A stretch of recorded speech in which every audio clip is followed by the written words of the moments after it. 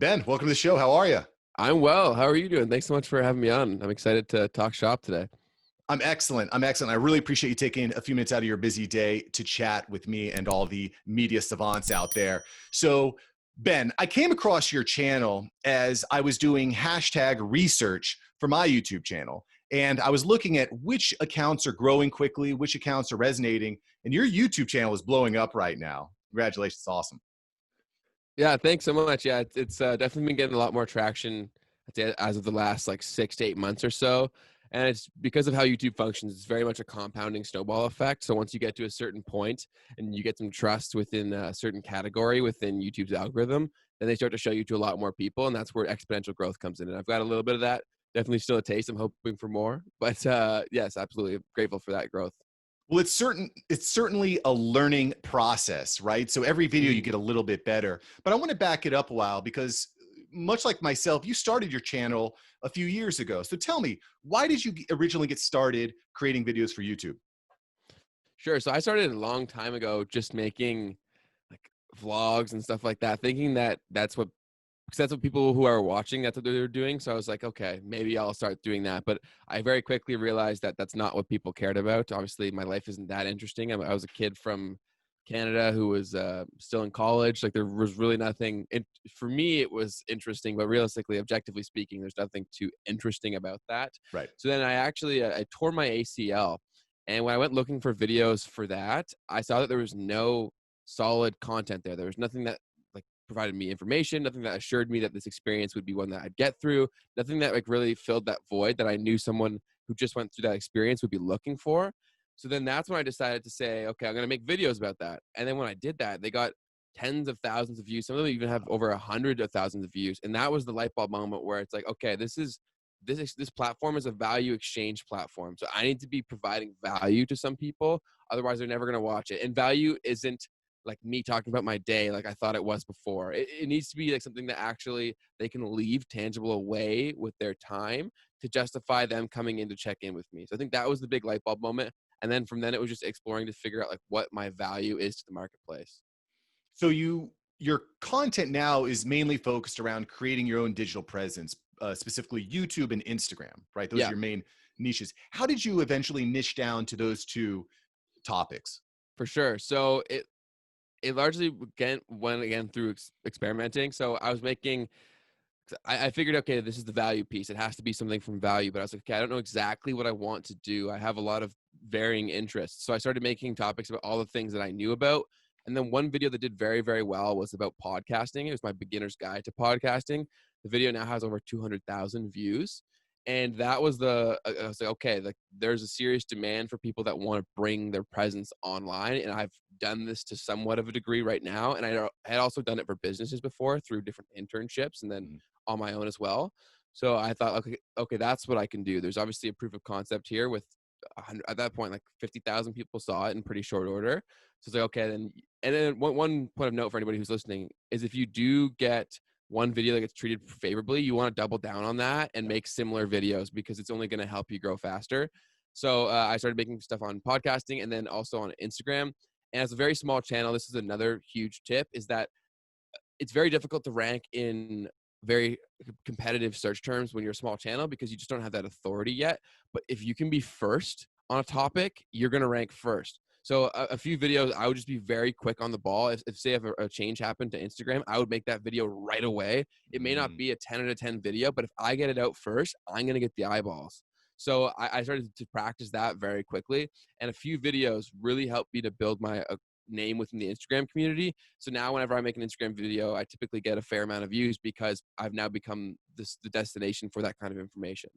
That's actually incredibly smart because these algorithms are changing all the time. These companies Mm. are releasing new options all the time. So I mean that's super smart. And I also think that it's really clever that you try different things to see, hey, what does YouTube want me to be good at? Yeah. Right now, one of the questions I have for you, Ben, related to that is, do you feel like you're almost like typecast, like kind of like an actor? They do one movie, now that's the only movie they can make, or do you feel like you want that to be maybe your core, but Yeah. you can also branch into other topics as well? So I love that you said that, and there's very much there's some truth to that without a doubt, and it really comes down to your decision. So I do try to stem away slightly, but your pillars, it's pretty important to stick to those if you want consistent views, because if you make topics completely outside of that, and I have done some experimenting with that on my channel. For example, like personal finance is another big Mhm. passion of mine. So I tried to make a topic thinking, okay, that might be closely enough aligned with the people that are watching my videos.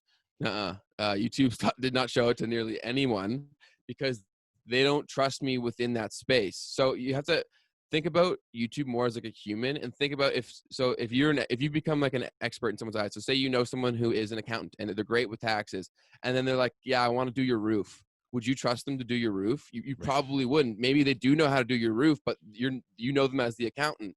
So YouTube is very similar to that way. They know me as the social media guy. They don't know me as the personal finance. So even though I do have some knowledge in that field, they're not going to be so quick to trust me because they know that it's a better opportunity for them to show someone that they know is dedicated to that field. So Mm. you do kind of get typecast. So if you do want to try to be very broad, I would actually start a different channel for each category that you want to talk about.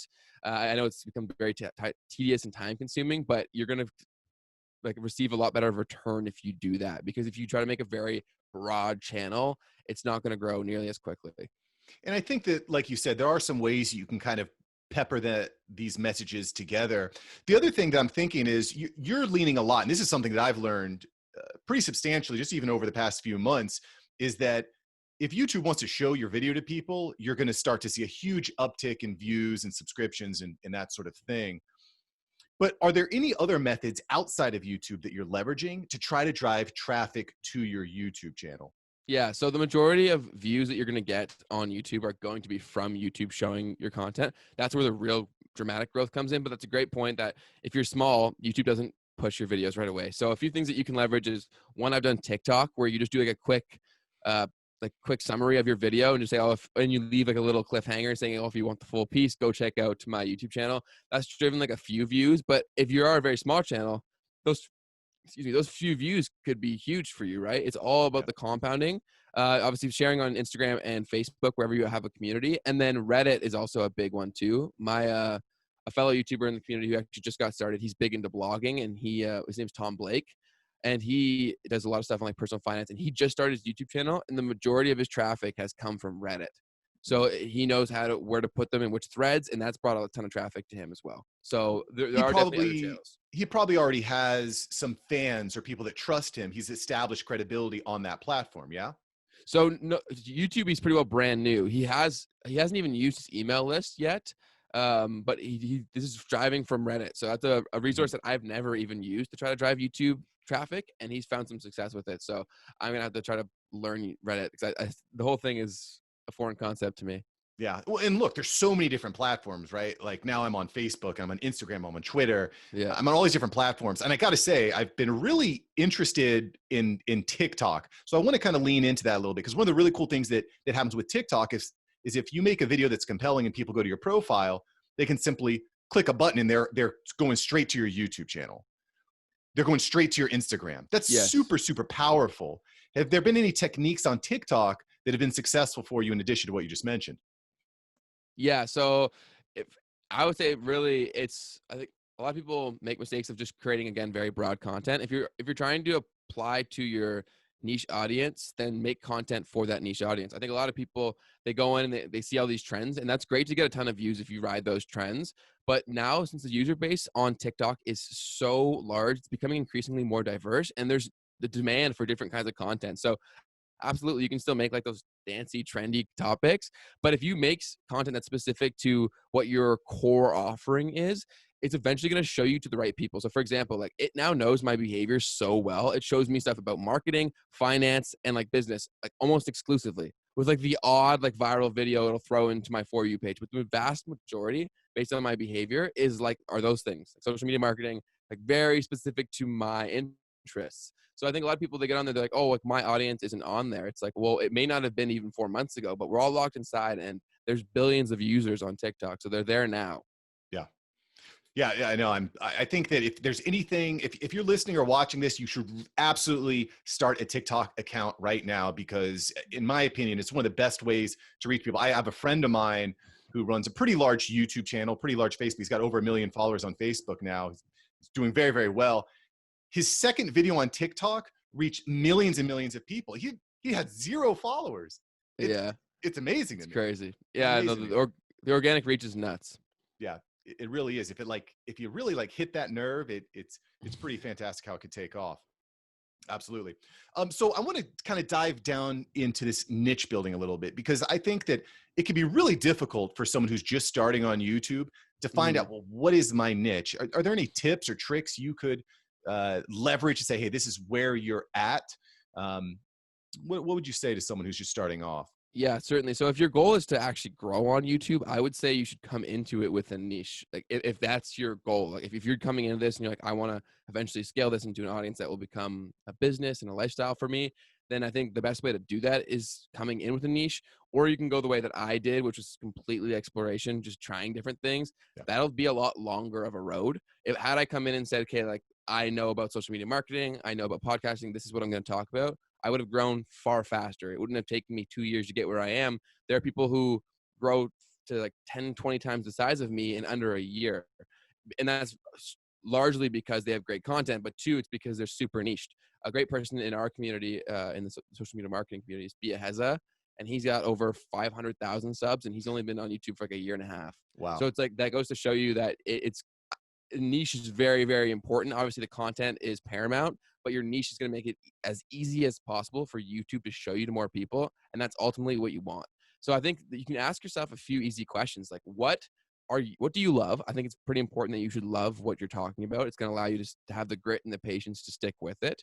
And then 2, it's like, what are you the destination for? What do your friends come to you and say, like, you're the expert for this kind of information, or you're the person I go to for this kind of advice? Whatever that may be, that's likely what you're the destination for, and that's what you should serve to the world, because you're probably pretty good at that if your friends all come to you for that reason, or your coworkers, your peers, whatever it may be. Leverage that, and as long as it's aligned with your passions, that's a great opportunity for a channel. Yeah, I think you hit the nail on the head with being consistent there. That's super important. And I Mm. think one of the things that you start looking at these niche cases where someone just their channel just completely blows up, and a lot of times I think that's because they just really got their Yeah. branding down, right? They figured out, who am I, what's my story. Having a powerful personal story, I think, is important. And then uh, just making sure that your messaging is on point, your niches, your hashtags are on point, all that technical stuff also. I want to talk a little bit too about your personal story, Ben, because I think that your story is really fascinating. Like, you're going to college, you get your degree, you're like, what do I do next, right? So is that when you got into YouTube? And did you ever see it being a way to actually pay off all of your student loans? Was that part of your initial plan? Yeah, so that was always the plan. I've always wanted to be a YouTuber in some degree. My life goal is to be a serial entrepreneur, and a lot of people that I've seen and looked up to, they started their world into entrepreneurship through YouTube and the audience and leverage they built through that.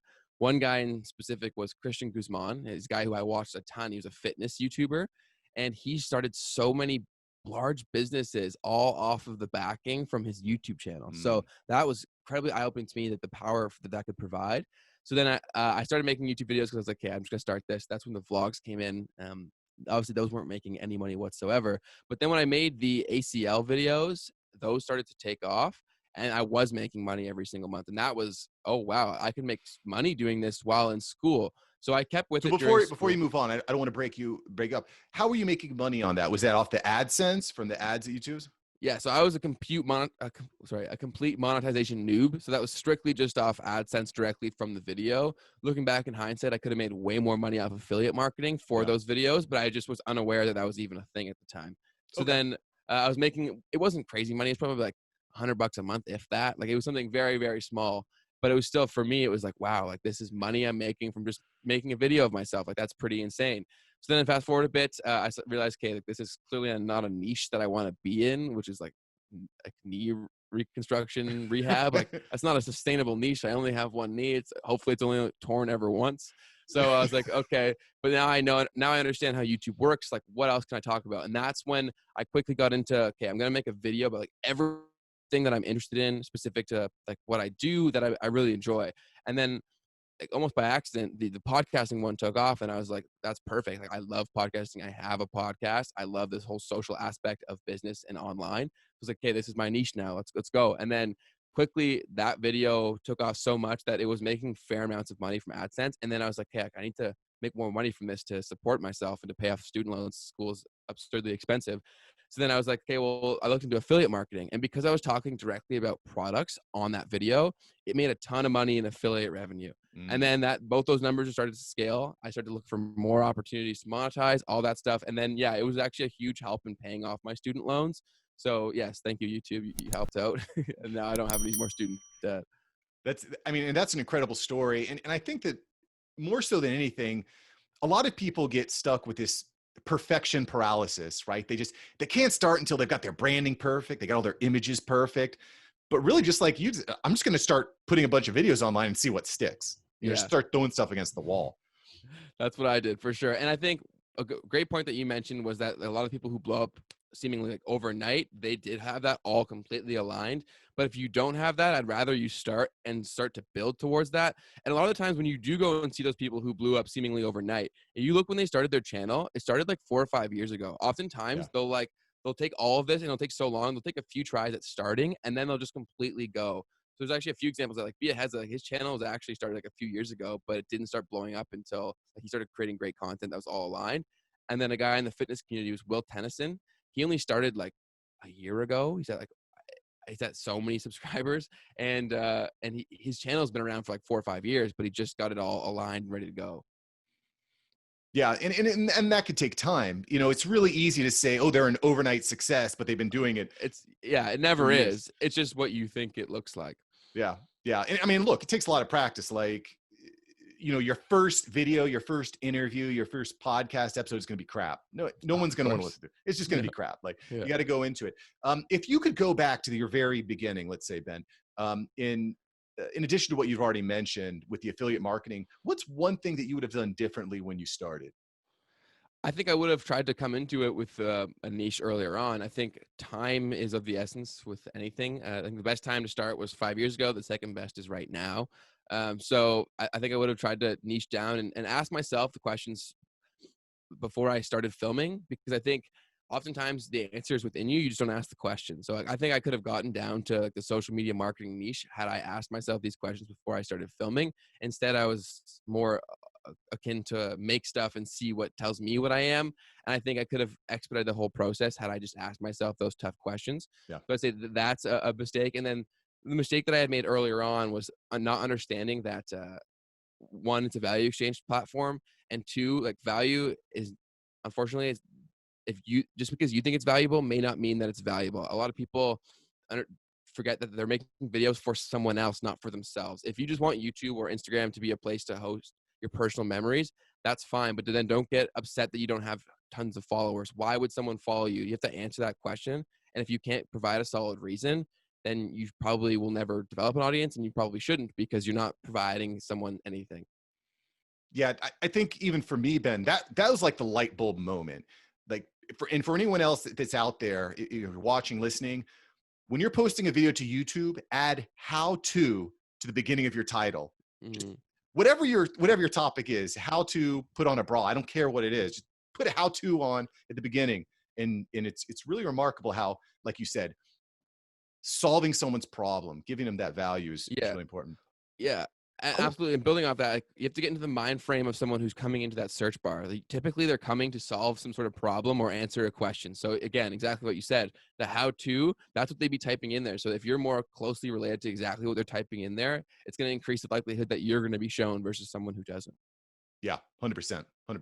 So I want to lean a little bit more into the monetization portion, because that's where everyone's here. Everyone wants to make money, right? We want to be rich. We want to, for sure. We want to retire on a beach. So you talked about AdSense, you talked about affiliate marketing. What are some other ways that you've converted your fans and your channel into cash?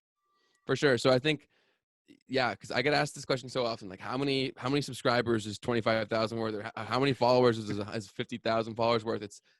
That number is completely arbitrary, and it's depending on the person's ability to monetize that audience. So for me, yeah, a big revenue generator is from affiliate marketing. I would say I make more from that than I do AdSense. But then the real money generator is the leads that it brings me to my business. So like I run a marketing agency, and a lot of people come to me and I don't have to sell to them because they've already seen the social proof on my YouTube channel. So they're simply coming because they feel like they want to work with me. I don't have to sell them on that fact. So that's huge. If you can be aligned with your business, that's massive, because that social proof cannot be over exaggerated how important that is. As humans, like, we look for that, and simply that number and all that stuff online, that's a huge vote of confidence for anybody who may want to be looking for someone to work with in your industry. So if you can tie it along with your business, that's a huge revenue generation tool. And another thing is, if you come into it with a niche and you think about the end goal in mind, like I'll be start selling info products like ebooks, courses, things of that nature, very specific to the people that I know are watching my videos, because you have a massive opportunity to market to them. And if you're getting consistent traffic every day, there's naturally going to be some conversions within that. And then plus you can just then reinvest that into actual paid traffic and things of that nature. So the big thing you can do is drive to your business and then also sell your own products based off of the content that you make on YouTube. Yeah, I mean, listen, I think that the YouTube and the podcasting is probably the best way right now in 2020 to develop that credibility. For sure. Because like that's the first thing I do when I'm going to hire an employee or something like that is I go to their Facebook page. I do a Google search. Yeah, And exactly. if you pull up a Google search for someone and it's like, oh, they've got all these followers on YouTube, it sounds like they know what they're talking about. Booked. I want more. Yeah, I want more. So it's 100%. huge religion. Especially, you talked about affiliate marketing. I'm kind of curious, Ben. Amazon just announced huge reductions in their affiliate marketing compensation. Is that a problem for you? How are you pivoting from that? Yeah, so that definitely took a bit of money out of my pocket. But what I will say is you have to be very wary of that, because all of these things are beyond your control. So that's why when I became aware of that, I tried to diversify myself as much as possible into different programs.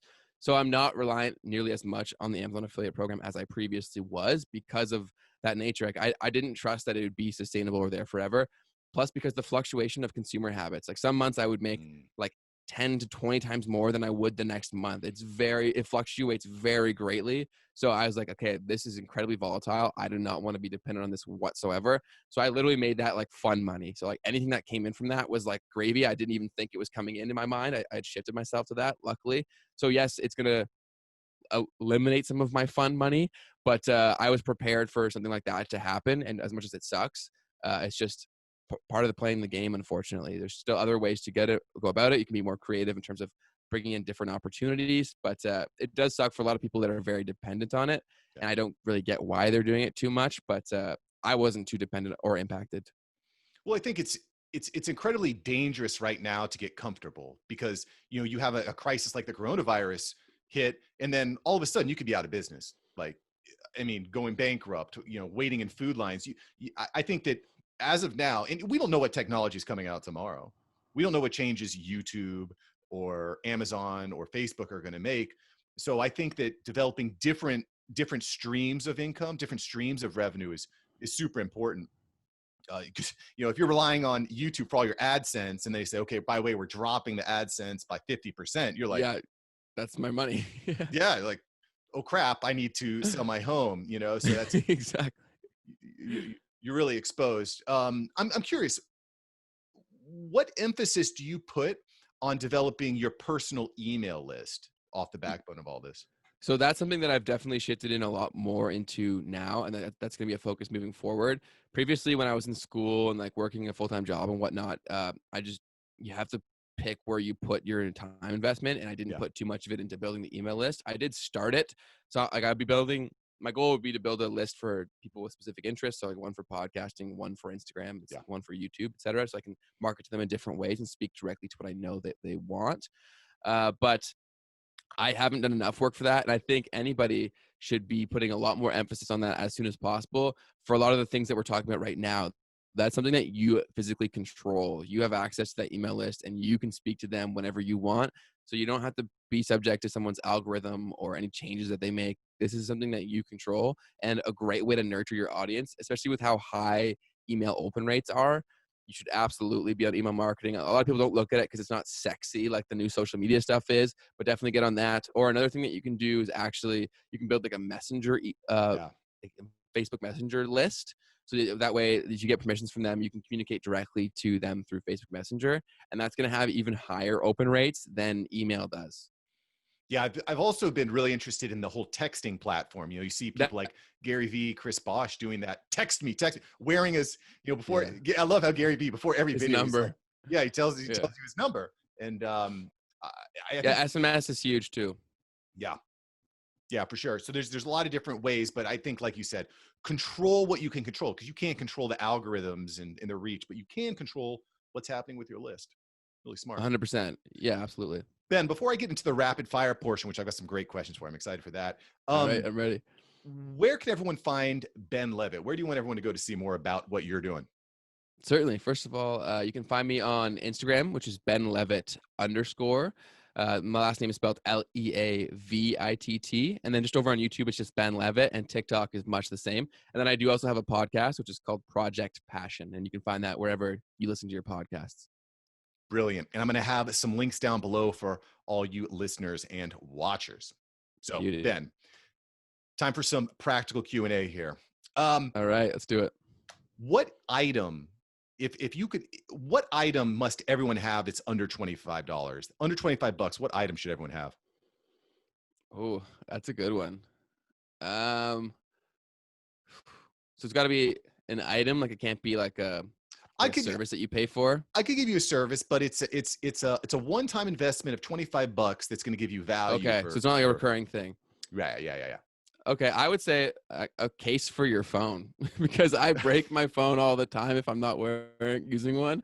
So a solid case for your phone is where I would put my $25 if I had to advise someone that. And that's because the opportunity cost of replacing your phone is quite expensive. So it's worth the $25 investment into your phone. Phone case. Any specific phone case that you love right now?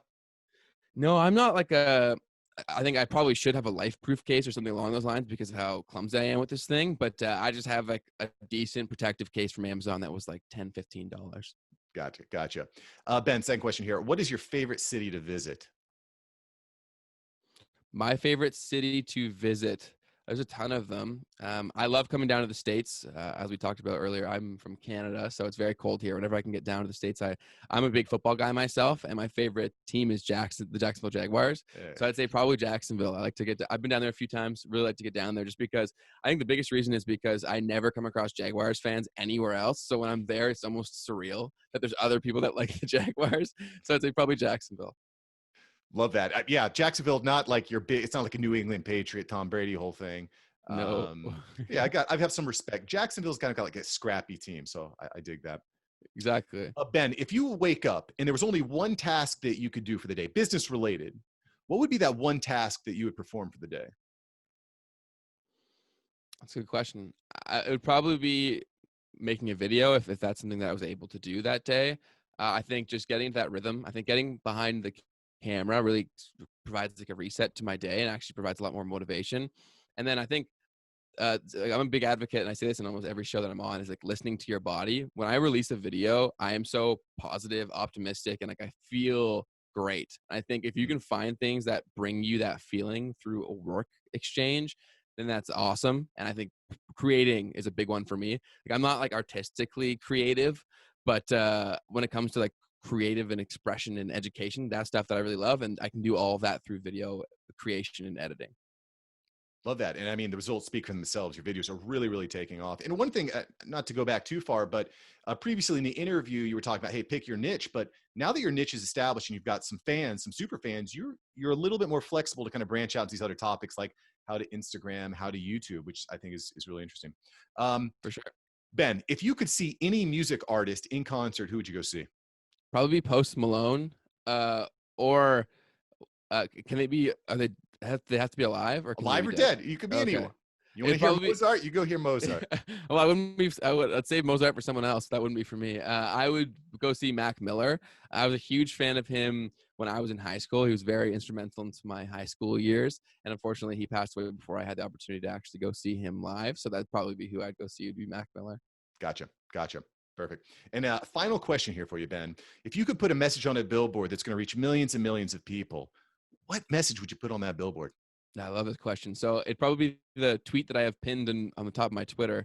And it's a saying that I say so often, and I don't know the source, so I'm just going to take credit for it. It says, life is the only game where you decide how the score is kept. As long as you're winning, nothing else should matter. I like that. I like that a lot. Yeah, I had this, it's really easy to start comparing yourself with other people and not focusing on yourself. 100%. But comparison is the thief of joy, is the great Larry That's Hagman it. says. That's awesome. Yeah.